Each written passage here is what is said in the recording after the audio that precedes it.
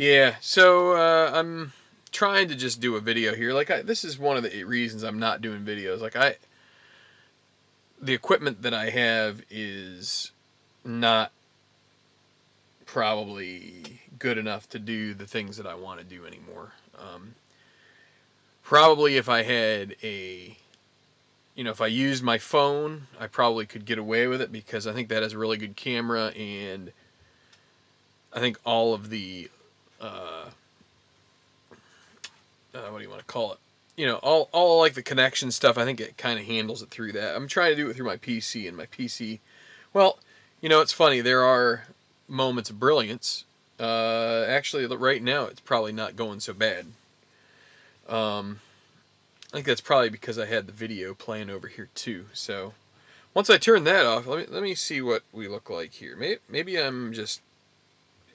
maybe I have a bad impression based on the way this looks when I'm starting up. Let's see. Let me turn this down. I can put people in timeout now? Whoa, that's cool. Let's roll the dice and see who we put in timeout. Just kidding. Hey, actually, look. Well, I mean, I look terrible, but the video looks halfway decent. Anyway, all right. So, hi, what's up? Earl on Tenacious Sports here.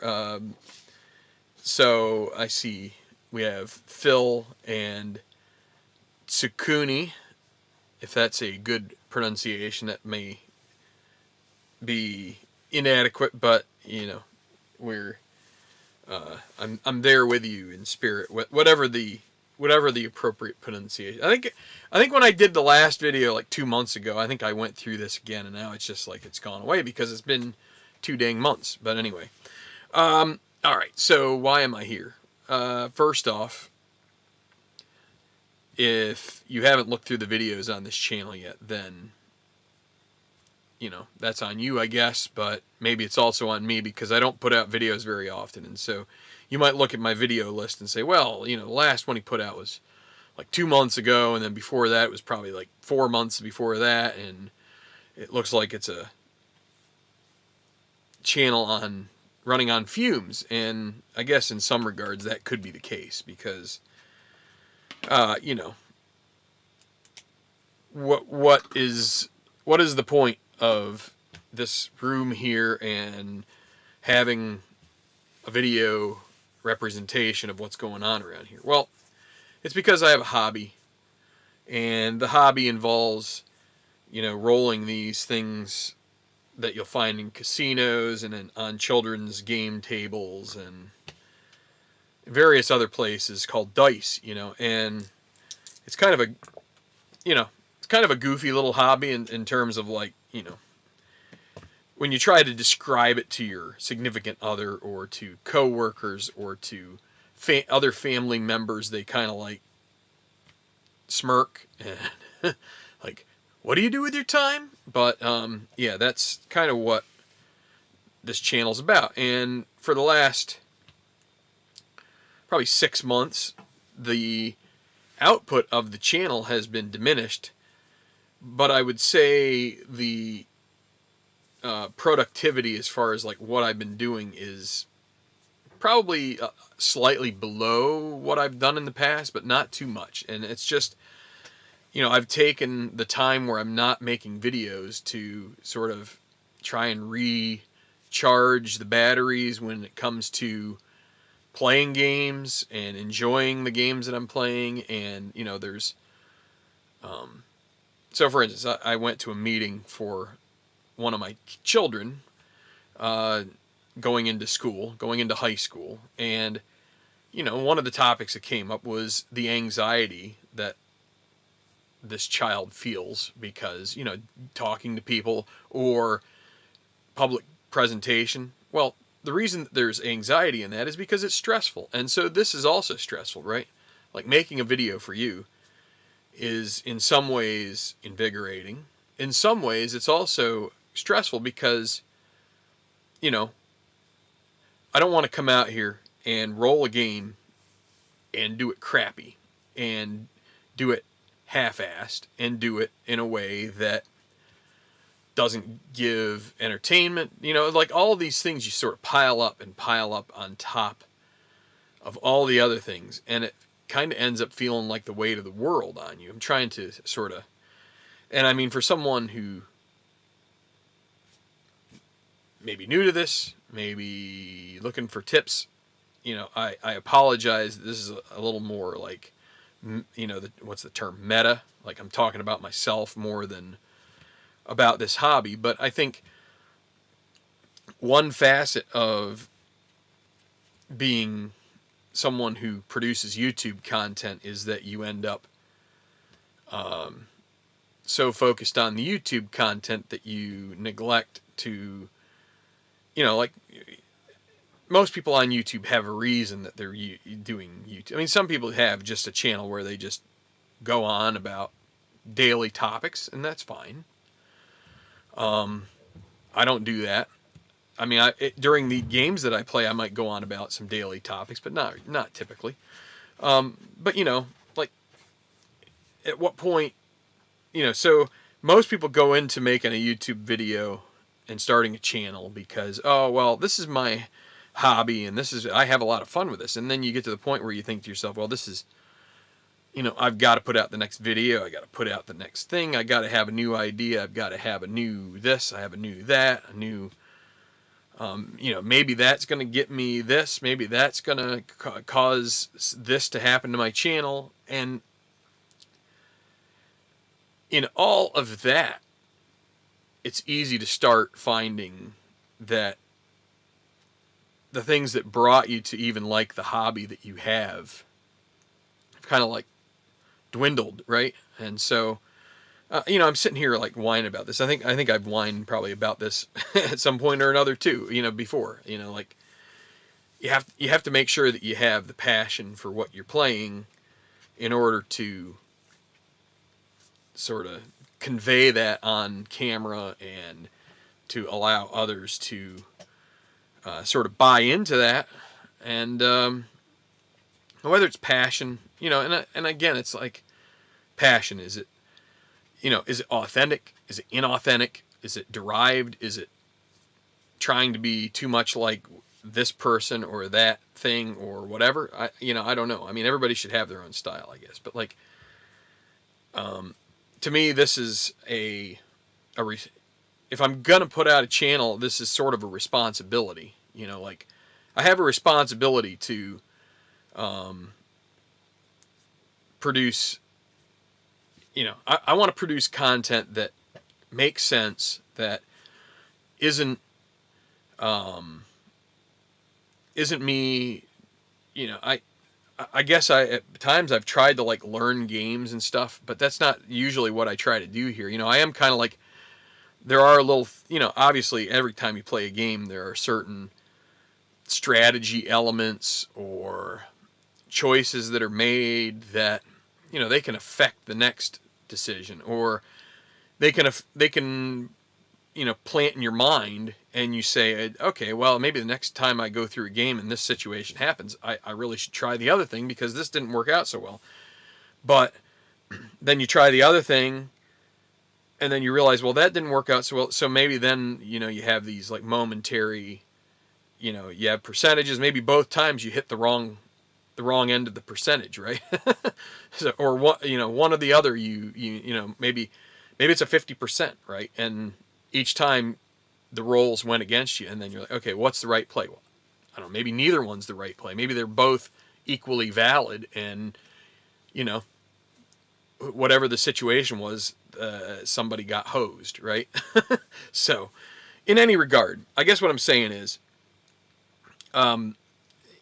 you know, the content will continue to probably be sporadic. But I'm also going to say that I have kind of like dallied. I don't know, is dally a word? I'm thinking of dalliance. Kind of had a dalliance here back into second season, and I've posted a couple of times on the Play Delphi forum about this because you know, a couple questions came up, and it's kind of like right fresh in my mind because I'm just sort of, I'd say I'm just starting, but it's already like a little bit in, and so I kind of mentioned what I was doing. Let me see what's going on here. Larry Rice in here. Rice is nice, but liquor is quicker. I'm not gonna have any. I'm not gonna have any beer, but I will have a soda because I'm thirsty. But no, so I've gotten back into second season. You know, Stratomatic football. It's fun in its own right. I'm sure I'll play it again. I actually have a set from the Bills in the, what is it, 88, 87, I forget which season, that has, you know, all of the players that I grew up loving that went during that Super Bowl run. But like, I don't know. It felt, sometimes Stratomatic football feels very like regimented, like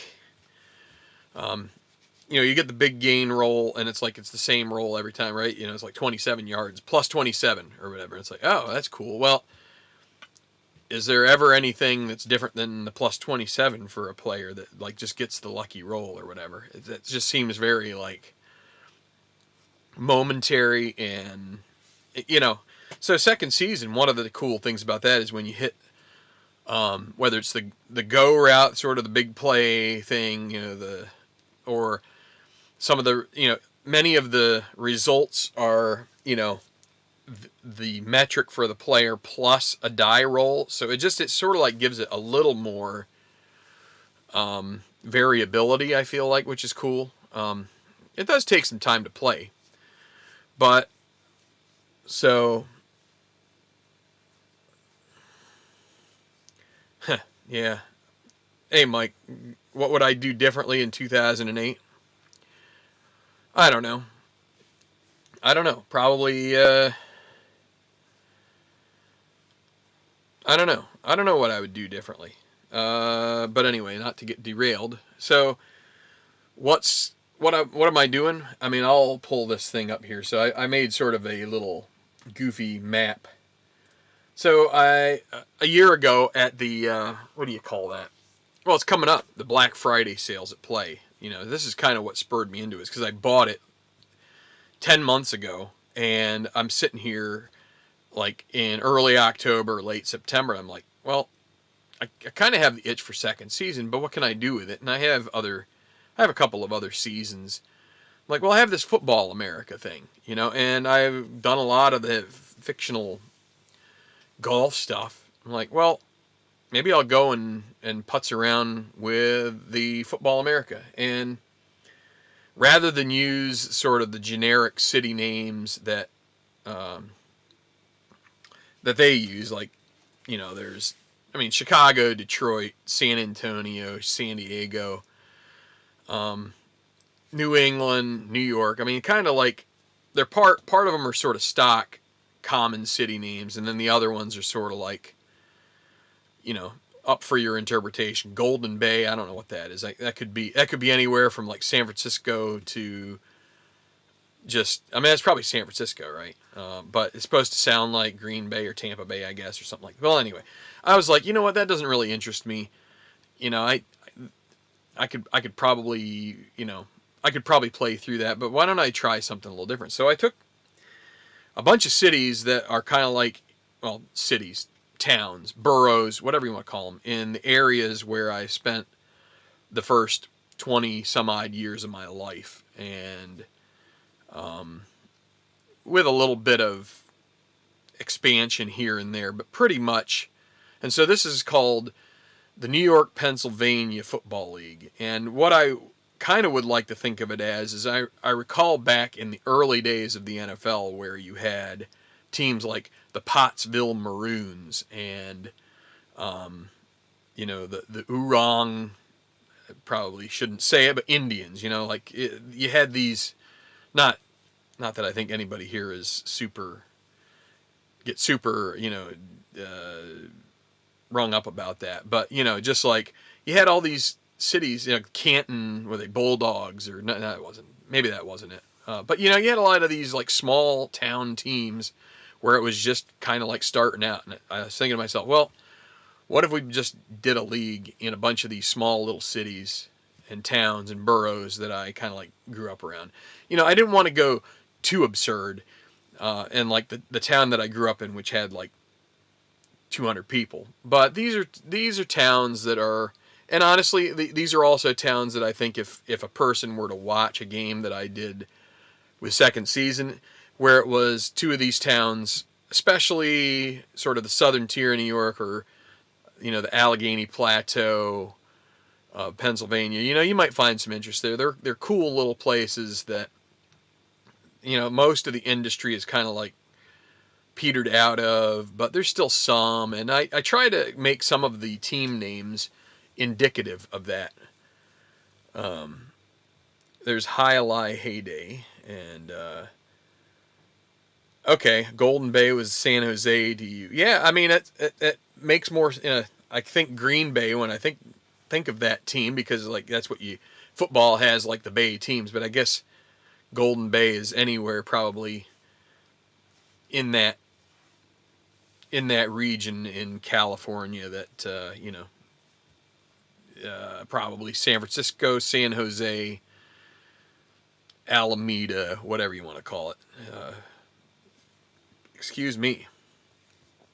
Yeah, sort of like Friday Night Lights. I never watched the show, but like you kind of get the feel for it. You got these Texas towns that are like huge into football, and I don't know, be kind of neat. I also think of the Premier League or other soccer leagues in countries where like England is about the size of Pennsylvania, like let's say southeastern Pennsylvania, so like the Philadelphia area, New Jersey, Delaware, and like just the eastern part of Maryland. Just take sort of that's kind of like the geographic area of England, and to have 20, not only just 20 teams, but all of those teams, down, it's just amazing that you can support so many clubs, and those clubs even, watch Welcome to Wrexham on you can find it on Hulu or whatever, FX, I forget which channels it's on, but that the fact that club is still well supported. Now, granted, it's gotten a big influx of popularity from Ryan Reynolds and Rob McElhenney and the TV show and stuff like that. But still, I think they were pretty well supported by the diehards, even though they were in the sort of the ditches of English soccer with how the pyramids work over there. So, but to have that kind of sort of like mom and pop feel to a league, I thought that would be kind of neat to try and at least imagine in my mind. And I think that's a lot of what we do with our games. I mean, yeah, it's really awesome to go back. I think Jerry Ball. I have to go back here. I have some old card sets for Stratomatic baseball. I should go back. Because it's cool to go back and look at like the turn of the century and all these players, especially now if you play and horse around with like Immaculate Grid, to be able to have some of those players come to mind when you like 200 strikeouts in a season for a pitcher, and to be able to go back to the beginning of sort of the leagues and with us with the team, and to know the team histories and to know these guys, because it's just like nobody else is guessing them, and if you have that stuff in your brain, anyway, well, yeah, I don't think there's an Oakland where I grew up. I'm thinking through it. Oakland. I know there's one in Michigan, and there's one. The Oakland in Pennsylvania is like a suburb of Pittsburgh. It's where the University of Pittsburgh is. So, I'm not going to use that. So I'm going to pull this little map up here. It's goofy, but that's like my middle name. So there you go. Here, I'll blow it up here a little bit. All right. So what do we got? All right. So I went to college in Rochester, New York, so I decided that that would be sort of like the biggest city of them all out of all of these guys, and so that's up at the upper quadrant of the map. So what this is so it's a 12-team league. That's what we have with Football America, and it's New York, Pennsylvania. So 6 of the teams are from New York, 6 of the teams Pennsylvania, and they're in 2 different divisions. And the way that I decided to work it out is we're going to do so 10 games are in divisions. So 5 against each of your division rivals at home, and then 5 of them away, right? And then intra-division, we're just, it's against all 6 of the other division once, and it's split up and it's randomized and it's all that kind of garbage. So anyway, so Rochester, I mean, there's plenty. So the Rochester Eastmen, which is an homage to George Eastman, who founded Eastman Kodak.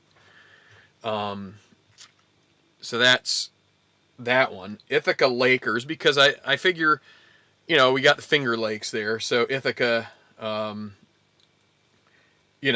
a big fan of the Ivy League, but we're going to put one there in Ithaca. Elmira is starting to get closer to where I grew up, but they're considered the soaring capital of the world as far as like gliding and things like that. So and Schweitzer Aircraft used to be based there. So Elmira is the pilots. Hornell Locomotives. So Hornell is another smaller city, somewhere between city and like large borough, I would say.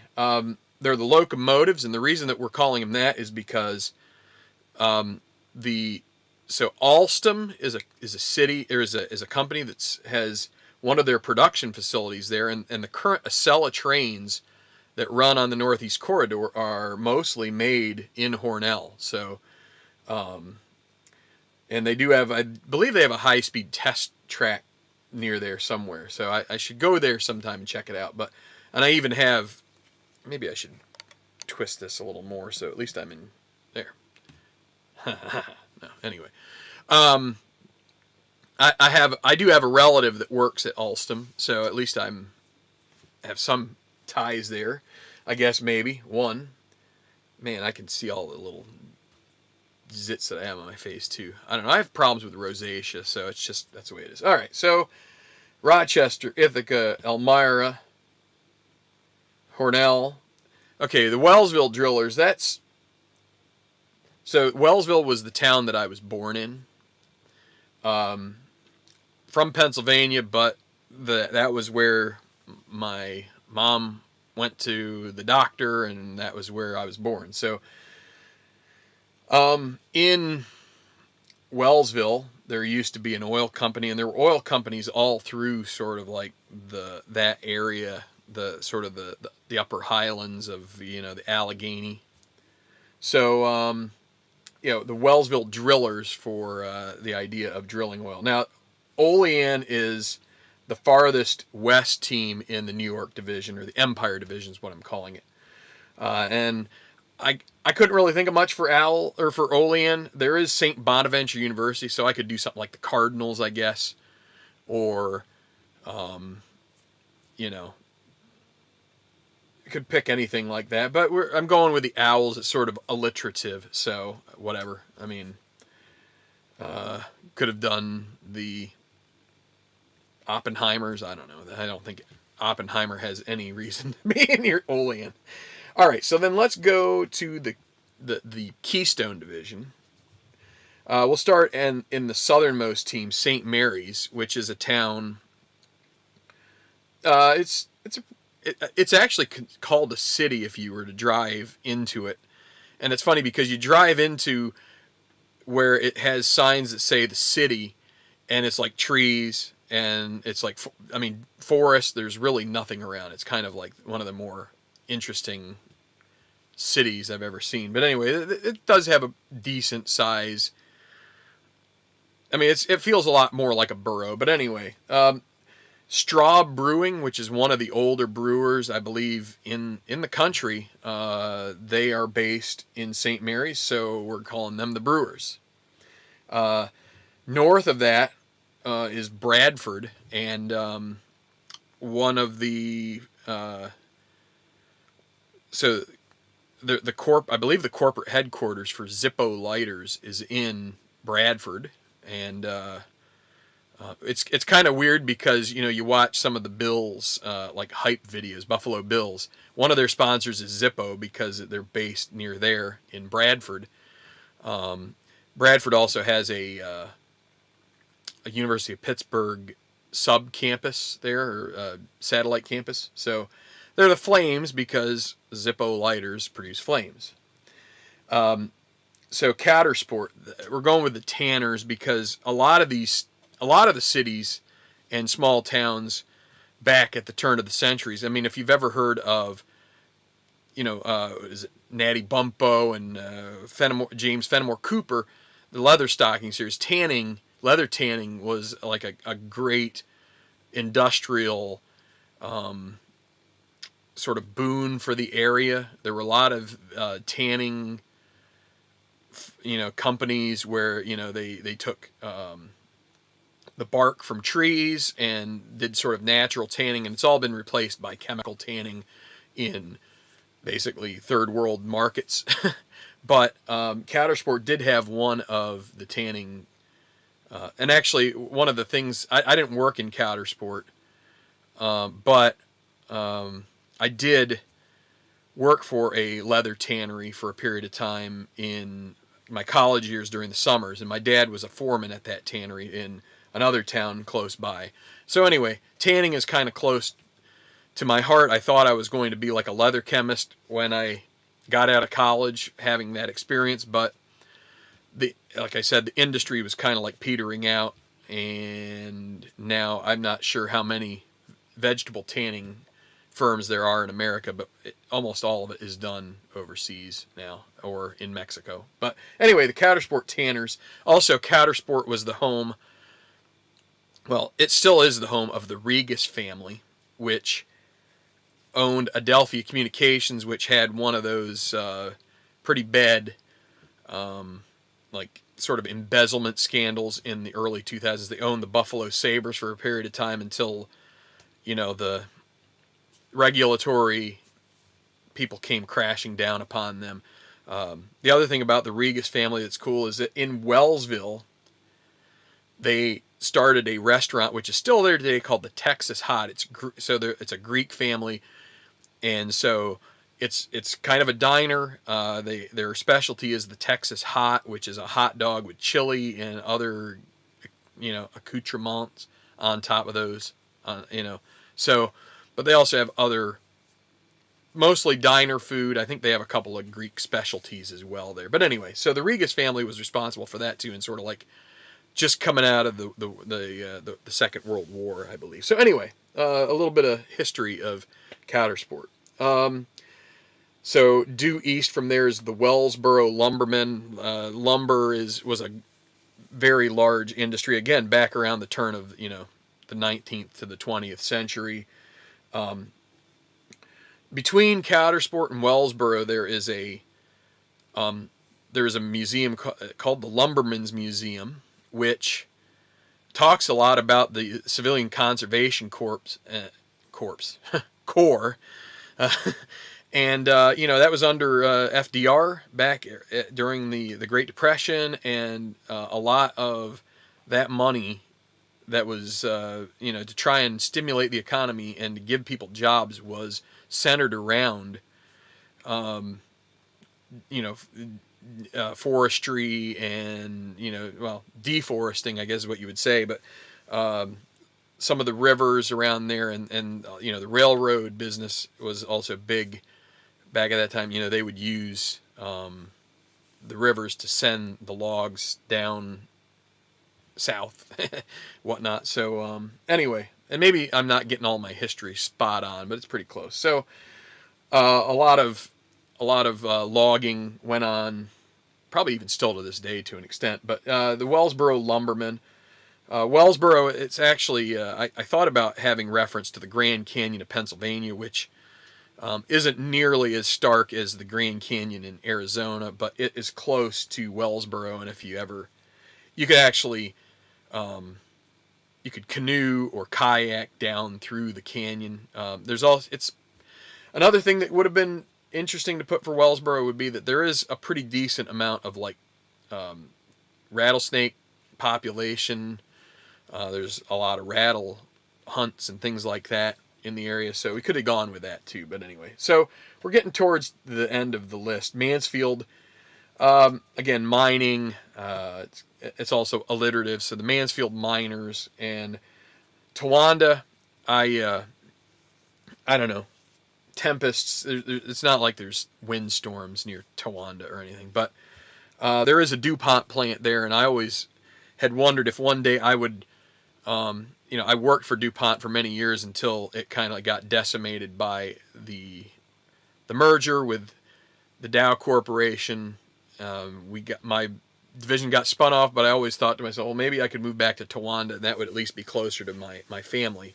But and actually, so the state, I have fictional stadiums. The stadium that's in Towanda is DuPont Field, I believe, is what I'm calling it, or something to that effect. But yeah, so tempests, I don't know.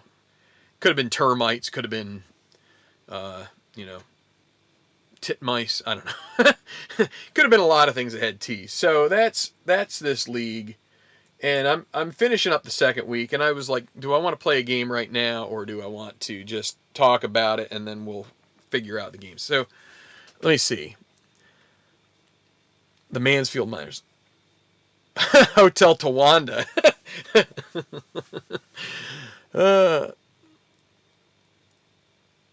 Glenn Bonesteel had a Western New York Pro Baseball League a while back. Towns between Rochester, Syracuse, Ithaca, Geneseo, Canandaigua, Auburn. Yeah, I one of the channels that we had, most of the channels that I had growing up were Elmira, based out of Elmira, and Corning's close by too. That'd be another. I thought about instead of having Rochester, because it is a little bit distant from that, where sort of that conglomeration of the other 11. I thought about Corning, and you could sort of have this geographic rivalry, and obviously Corning Glass Center, you could have you could have the Corning blowers, I guess, right, because they're glass blowing.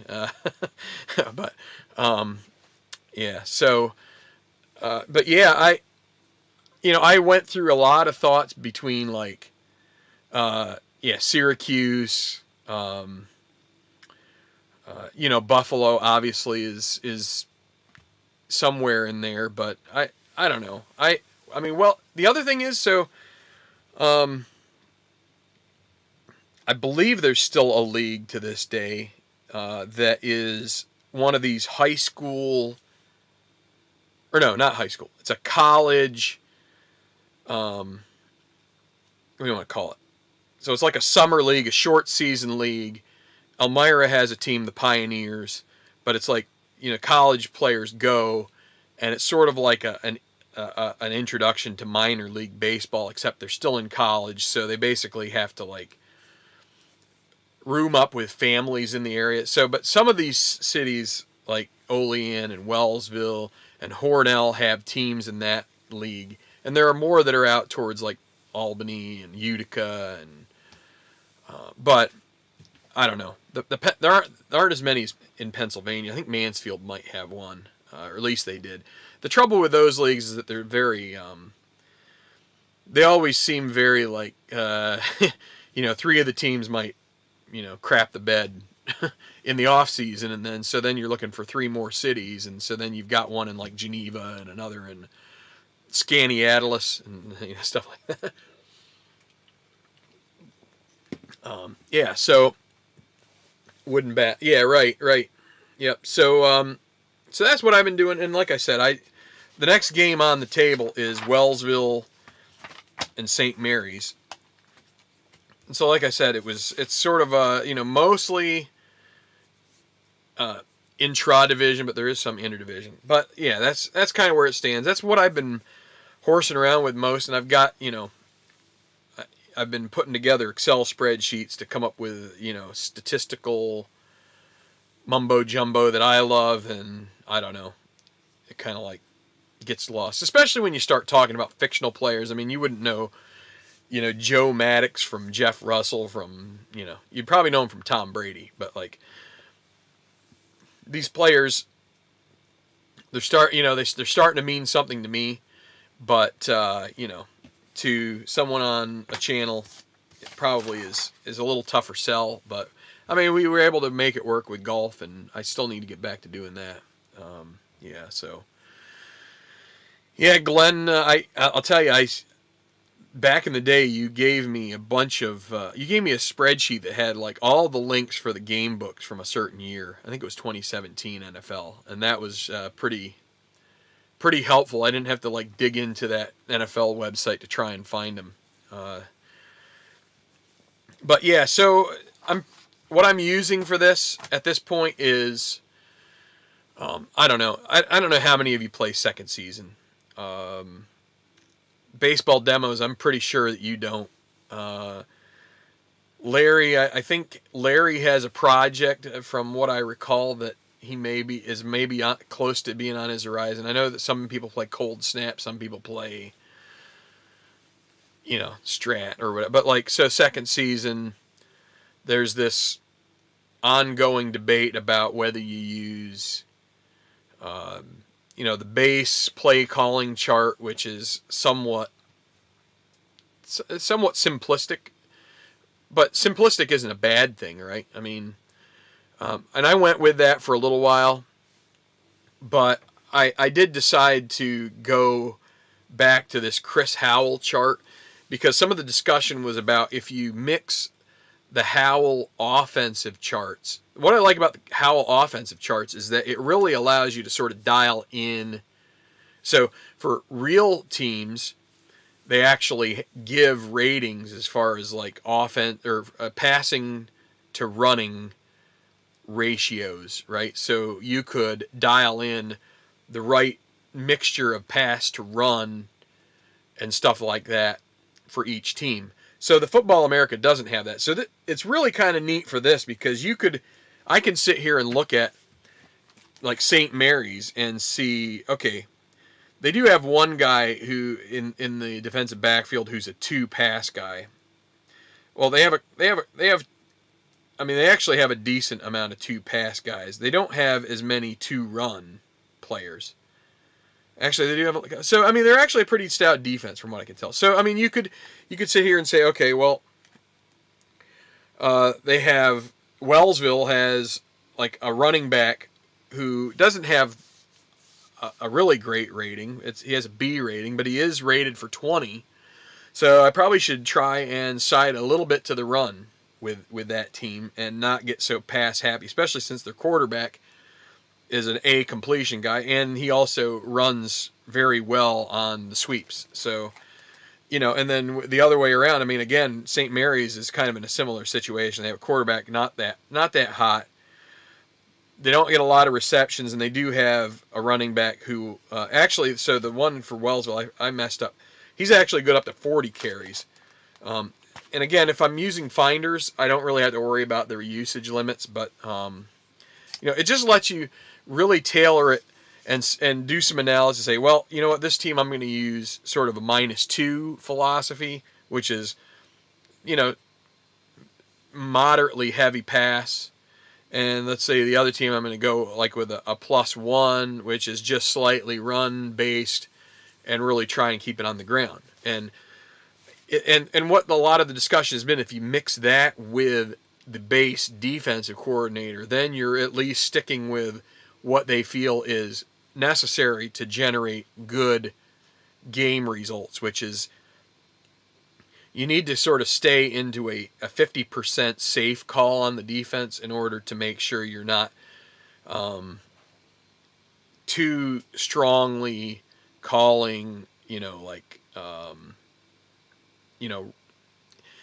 the worst part about second season comes when every play is, okay, I'm trying to throw a pass, and the defense is a pass defense. It limits your opportunities, right? Or I'm calling a run, and the defense is guessing run. It just sort of like squelches a lot of stuff. So you need to have a certain level of,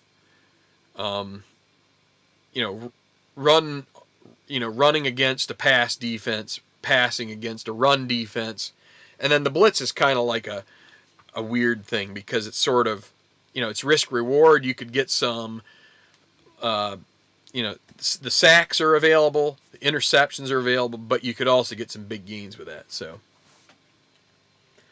any thoughts on Second Season Express? Good question. The only thing I really did was I got the fast drive and downloaded that and played it a little bit. It's a, I don't want to bad mouth games, and so I don't want it to sound like bad mouthing at all.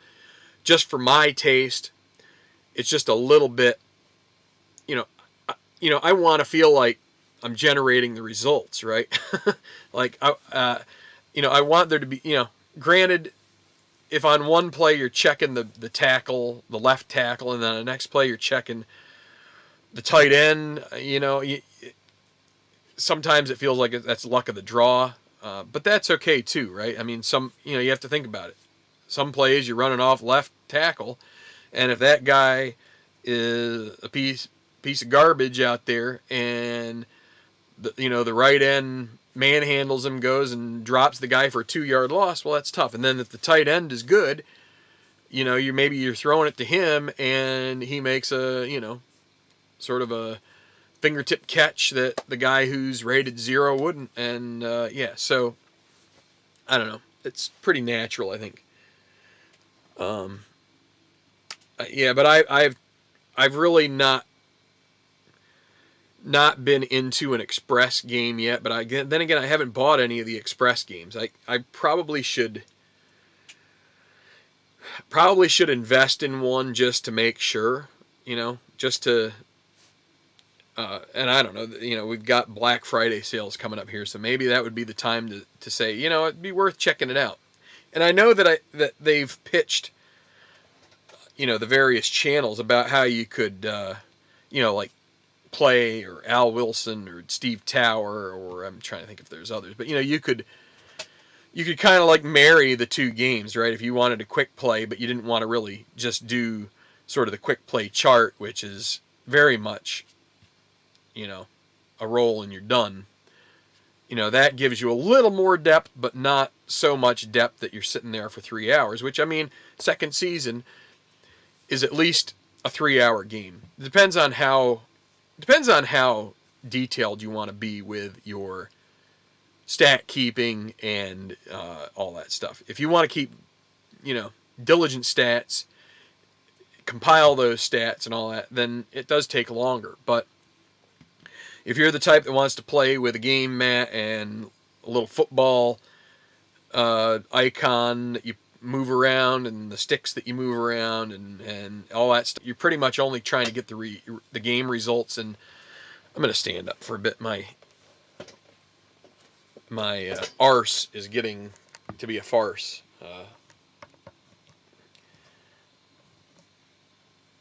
Anyway, yeah. I can do that. That's a little better. That's better. So, I guess I shouldn't. I'm not here to poo-poo it. I feel like I just tend to be the person that wants to do things the hard way. And that's not necessarily a trait that, is up everybody's alley. Like, we all have. And then, again, I was on the Delphi forum. And someone was asking about injuries and how, like, Second Season generates injuries. History Maker Baseball does. You can get these TFN injuries, which take some time. And I think Phil Reynolds, I think he even had commented about it. So, was it him? No, maybe it wasn't him. I'm getting Phil, you recently commented on a video, so thanks for that. And I was surprised because it was a while ago. It was a little bit older video, but it's always nice to find that people are checking things out. Not so much the 2008 series is something that just is it's a cautionary tale. Let's just put it that way. Don't. Okay, I'll tell you what. I'll tell you what I would learn from 2008 is, find a good way. Find a good way to relieve your stress and not allow it to build, not allow it to become the volcano that often was happening in that season, because that was only, you know, how many times have I played games since then where it doesn't bother me. And I think a lot of that is because I was in situations back then in 2000, and not, well, it wasn't in 2008 when I did the thing, but, when I did, where I was um, under a lot of personal stress from various things. And so, you would think if you're on a camera and leaving things on YouTube that you probably would try to behave more appropriately, but I don't know. It's just, I guess I'm just so used to sports being the lightning rod that they are, that was kind of where everything was uh, manifesting, was in that. And just, so um, I guess the best lesson is maybe to make sure that when you are building stress into your own life in various aspects, work, personal, other things, that maybe the best course of action is when you feel that frustration to maybe even just, maybe you don't feel like you can emote it or express it to the situation that you're in, but that's probably the best way to do it, because it probably brings you to a result that may leave you at the most reasonable peace, right? Like, um, sometimes you have to say, if you're in a work situation that's just like dire. Now, granted, it's a paycheck, but like, um, sometimes you don't even know unless you try to talk it out, right? um, sometimes you're going to get an answer back that's probably just as frustrating, and I don't know what you do then. I guess then you go find your favorite season of memory, and hope that your team like shows up in like a third of the fashion, so then you can just go raging it in the direction of a team, right? No, I mean, this isn't the only thing that can wait, but for some reason, sports has always been that for me. So I guess that's just sort of a, what do you want to call it? Personal and um, group therapy. I do not purport to have a degree in psychology or anything like that. So, go consult your professional if you really, whoa, whoops, sorry. If you're really thinking about starting a historical season replay, make sure you have plenty of Xanax on hand. Um, um, so anyway, no, so I guess I was just, um, I guess I'm just sort of finishing up here, but no, so yeah, I don't know. I don't know whether northern Pennsylvania is very rural, but summertime the temperatures are pretty nice, and you can find some stuff to do up there. But if you're into like shopping or anything like that, it's probably not the thing for you. But if you like the wilderness, if you like, I don't know, things that might make you sentimental for the turn of the century, or times that were a little less um, a little less technologically advanced, or things like that. History, sports fans. Do we like sports? After the question there from Mike, I'm not sure. I because there was a point where no, sports. Sports are such a microcosm, and it's funny how just funny how that works, huh? So JT, I don't know if I've so the Highlight Heyday. I assume he plays Highlight. Uh, Again, I'm like one of these.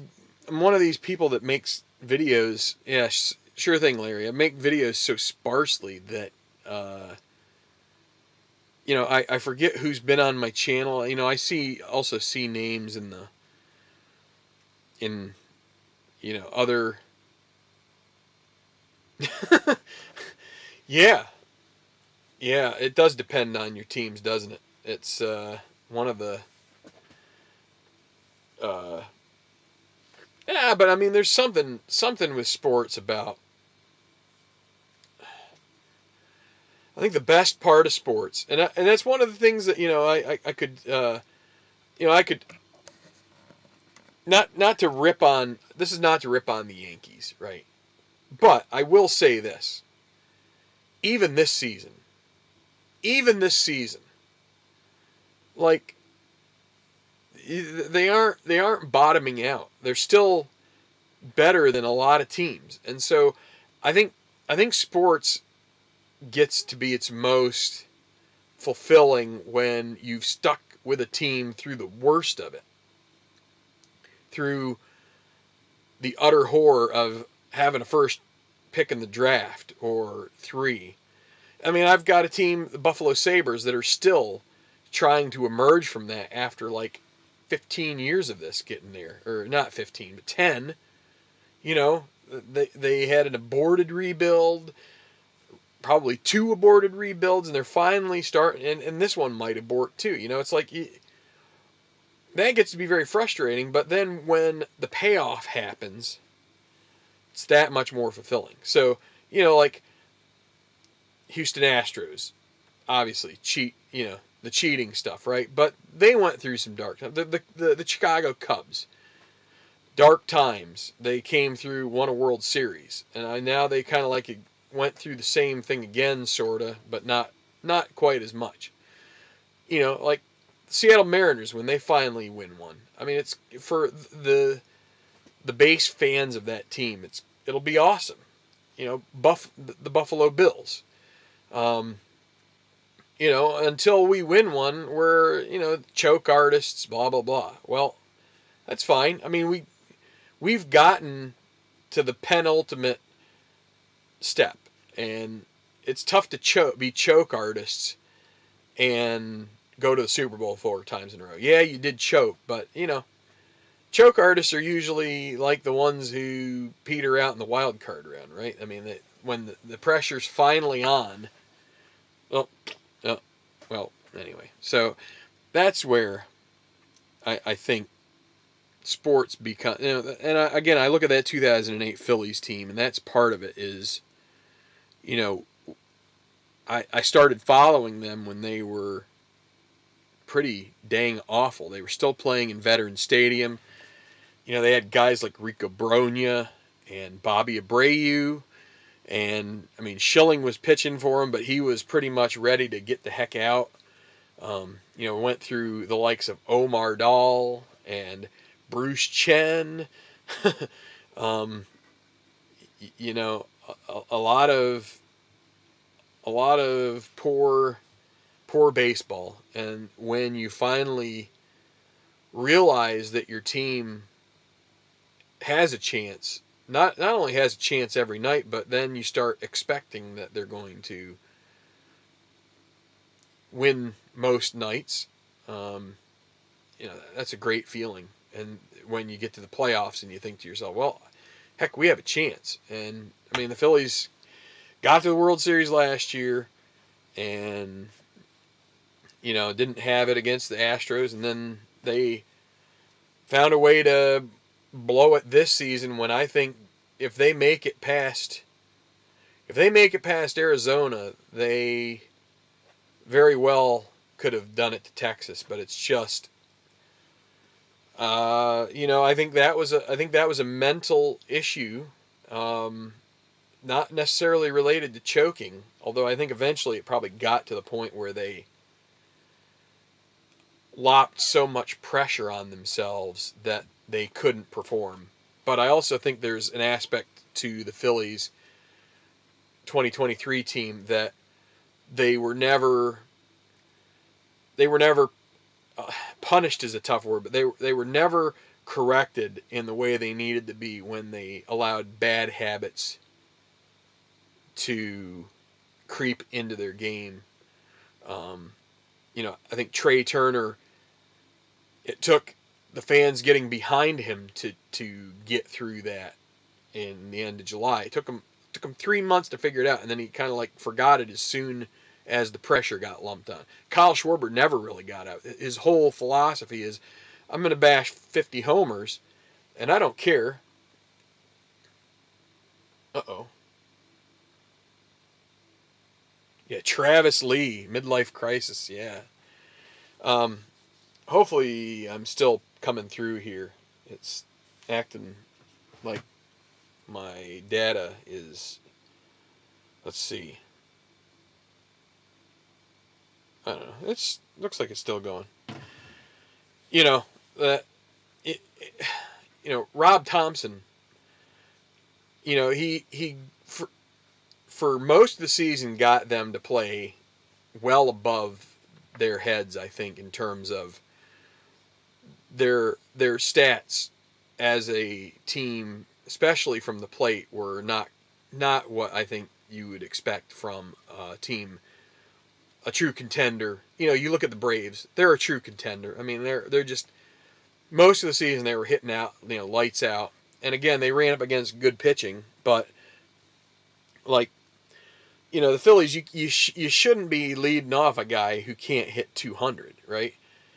And there were times where Kyle Schwarber not only wasn't he hitting 200, he wasn't even on base at a 300 clip. And to stick with that, how many opportunities did they waste? How much did they tax their team having to face the Marlins? And like they could have been a team that was second in the league. They could have. I think they would have been right there with Atlanta had they had a manager who was strategically worth his salt. I just think Rob Thompson has. I think he really has to take a little firmer hand in terms of uh, reining in his players. Once he does that, I mean, the Phillies will be back again this year. I don't know. Some of these players are going to start getting old. I think there's talk you might have to find a way to get Castellanos or Schwarber out of there, even though they're like integral, I think, to the team's dynamic. It's also eventually you're going to have to try and get something for these guys whose contracts are coming to an end and they're large contracts. So yeah, so that'd be a fun game. Hi, Dwayne, and midlife crisis, and yeah, so would be a fun game. The names of the players that you know came and went in those Phillies years between like '99 and 2004. Or what. I can't remember when Citizens Bank opened up. The time when they finally got like Jim Thome, right? That was sort of like and I think Jimmy Rollins was already there, although he hadn't really like come into form yet. But like Thome being signed as a free agent was sort of like the line of demarcation where it's like, okay, the Phillies, and it's Citizens Bank Park. It's getting out of the vet was sort of like that pinnacle moment where, okay, well, we're serious about this now. But you had I mean, Jose May, he might have been right around the time Thome came in. Boy, you had Abreu, you had, um, I mean, you ended up with guys like, I don't know. I mean, I've tried to block that. Leby was a pretty good player. Yeah, '04. Yeah, I mean, like Lieberthal, he was a pretty good player. I mean, Roland was in there for a number of those years at third base. Obviously, now in the Hall of Fame.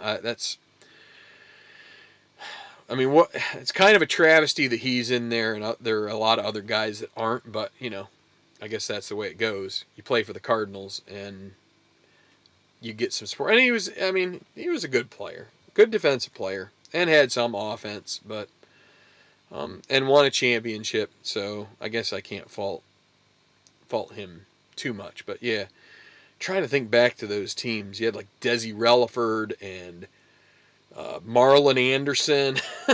I'm just going through my head on some of these. At one point, they had both. Was it Brian Hunters? I think they had both Brian Hunters on their team at one point. And I swear when they did that Ed Wade thought he was signing one and realized he signed the wrong one, so then he signed the other one. Vicente Padilla, Nelson Figueroa. Who else? Oh, there were some real dandies in there. But anyway. Randy Wolf, brother of Jim Wolf, who's an umpire. Usually portrayed on the broadcast, it's Jim Wolf that used to be his brother used to be a pitcher, I guess. Robert Person. Anyway, so all right. Well, anyway, I just wanted to come on here and talk about this league. I'll probably put a game or two out here at some point. Again, I'm going to be talking about guys like Braden Peace and Paul Habermel and Jeff Russell, Cameron Dorsey. I mean, these are guys that will probably not mean much to you, but maybe we'll get to a point where a couple of them mean something. And we'll follow the storylines. And yeah, Bobby Abreu, he was, he was just one of those guys that I think somehow he could bring the clubhouse down. I don't know why. I don't know if it's just he didn't work hard.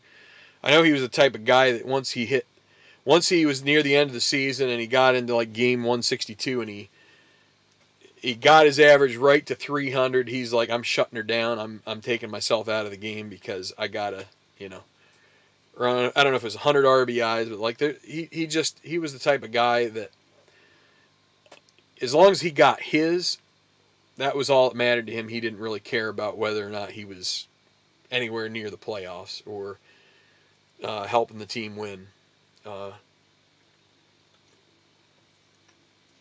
In some regards, I think that's a symptom of this Phillies team. They're a very good team, but I think there's a selfish component to the way they play that if they just took a little more of a team approach at times, as teams like Arizona and Miami are willing to do, even Texas is willing to do that to an extent, move runners over. I mean, you saw that. They just, and take the sure runs. The defense playing back with a guy on third, make contact, get the guy home. Just pick up your singlets that you can, and eventually you will get a couple run homer. You start putting pressure on the pitcher, but instead it's the other way around. The Phillies, instead of having the bases loaded, nobody out, instead of the pitcher being under pressure, somehow they load the pressure on their batter, and the batter gets up there and swings at a garbage pitch, and then is behind in the count, and then two more pitches later, you got Nick Castellanos just like walking back to the dugout looking like a fool because he's, no approach, and I don't know. Anyway.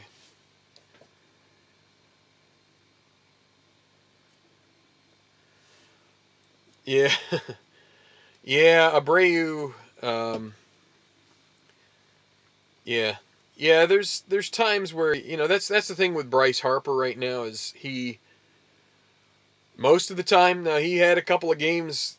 Again, when you're not getting stuff to hit, it's tough. But yeah, Abreu he would seem to be fouling stuff off. He didn't really take an approach like he wanted to. Like he wanted to actually make the difference. Instead, he was more. I guess leaving it to the next guy, which on those teams, I guess it was Scott Rowland probably for a lot of those teams was batting cleanup. Uh, so, all right, well I'm gonna get going here because I've been on this now for like what, an hour and hour plus. That's a lot to talk about football and baseball, but I mean it's kind of good to get back on here. I kind of just needed to do it because it's like you just sit there thinking to yourself, I gotta get this set up, and the camera's not going to work. And I think everything's looking fine. Once I stopped the video playing in that window, everything kind of like went okay. But um, if anybody is, I don't. It's tough to say this, right? Because it's like you don't need any personal pressure when you're just trying to play games on your. But if anybody has anything that is of interest to them that I could put a video out here, just let me know. I don't know. I'm just having fun doing what I'm doing, and if I put a video out with second season and with this league, it's just going to be because I'm having fun with it, and that's what I need to do. So, all right, I'm going to get out of here. So, thanks a lot. Tell your friends and family. No, I'm just kidding. Don't do that. I don't know if I'll. There's a possibility I could play a game on here before the weekend is out, but probably won't be before Thanksgiving. So I hope everybody has a great Thanksgiving. That you get to spend time with your families or get on the phone or FaceTime or Zoom or whatever you want to use and get a chance to interact with them and tell them that you love them and just enjoy a little bit of downtime before we got to get back to the grindstone working and all that stuff. But I don't know. I just have to find a way. I'm going to try and find a way this year to enjoy this holiday season as much as I can because, um, the last few have been weird. We had obviously a pandemic sort of hanging over our heads for a while, but just need to enjoy the time that we have here. So anyway, hopefully be back here with a game here soon. So take care, everybody, and